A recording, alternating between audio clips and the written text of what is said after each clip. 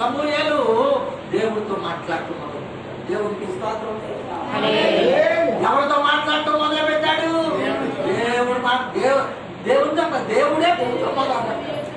సమూయేలు సమూయేలు అని పిలిస్తే ఆ చిన్న వయసులో ఇది దేవుని పిలుపని అర్థం కాక నా యజమానుడైనటువంటి ఏలి, సేవకుడైన ఏలి నన్ను పిలుస్తున్నాడేమో అని ఆయన వెళ్ళి అడిగితే నేను నిన్ను పిలవలేదు.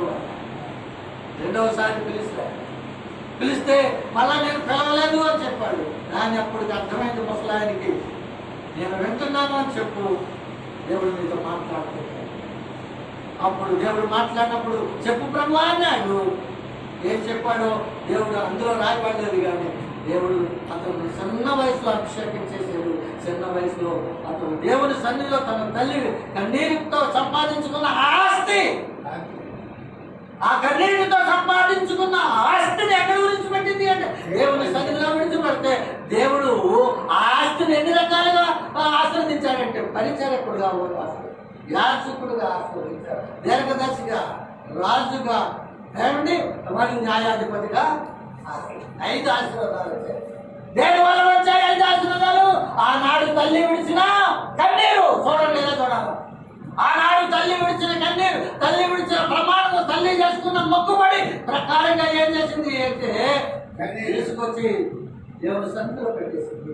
దేవుడు ఆ కుటుంబాన్ని ఆశీర్వదిస్తూ బాగా గమనించవేసుకుంటూ ఒక అనుభవం చెప్తున్నా. ఈ సంవత్సరము ఇంత వయసులో ఎలా చూడాలి, ఇంత వయసులో తీసుకొచ్చి ఏలి దగ్గర పెట్టింది.